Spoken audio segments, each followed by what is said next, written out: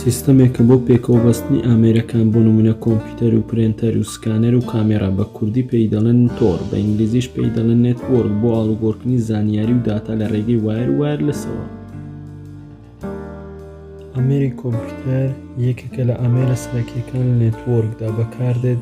پێش ئەوەی باسی نێتوۆرک بکەین بزانین ئامێری کۆمپیوتەر چییە و لە چ پێکهاتووە.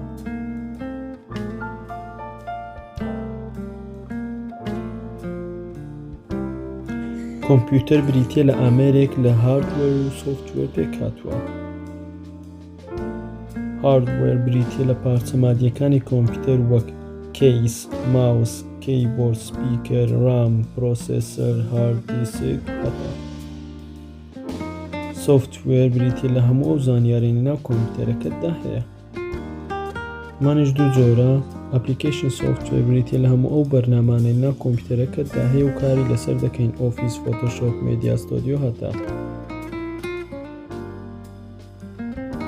سیستەم سۆفتوێر بریتیە لەو سیستەمەی کۆمپیوتەرەکە کە کاری لەسەر دەکات ویندۆز یاخود ماک